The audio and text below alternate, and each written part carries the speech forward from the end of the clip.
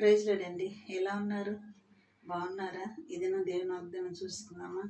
రండి, చిన్న వచనం పాడుకుందామండి. గువ్వవలే నీ దిగిరి నిన్ను చేరనా, నీ కౌగిట నేను దిగి హర్షించనా,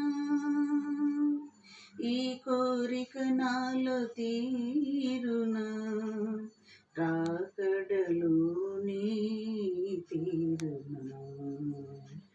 యేసయ్యా నీ కృపా నన్ను అమరత్వానికి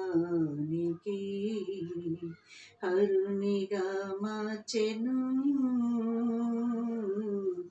యేసయ్యా నీ కృపా హరునిగా మార్చెను. యేసయ్యా నీ కృపా. ఇది నువ్వు దేవుని వాగ్దానం చూసుకుందండి.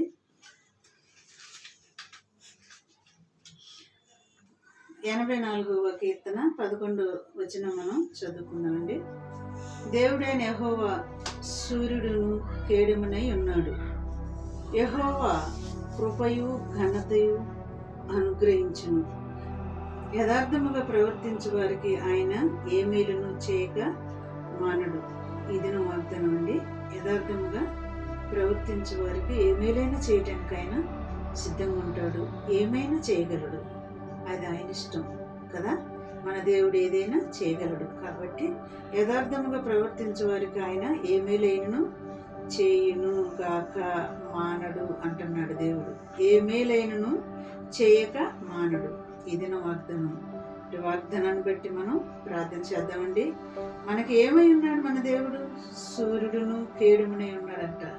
చూడండి, ఎలుగై ఉన్నాడు, బలమై ఉన్నాడు, శక్తి ఉన్నాడు. దేవుని కృప మనల్ని ఎంటాడుతుంది కాబట్టి ఆయన మన పట్ల ఏదైనా చేయగలడు. ఇది నా వాగ్దానం. ఇటు వాగ్దానాన్ని బట్టి మనం ప్రార్థన చేద్దామండి. కళ్ళు మూసుకొని స్తోత్రములు ప్రభువా, ఇటు మాటలు నాయన వింటున్న బిడ్డలను చూస్తున్న బిడ్డలను దర్శించి మమ్మల్ని అందరినీ కూడా నీ రాకడికి సిద్ధపరచమని నజరేయుడైన యేసుక్రీస్తు నామములో నేను అడిగి వేడుకుంటున్నాను తండ్రి. ఆమేన్. God bless you.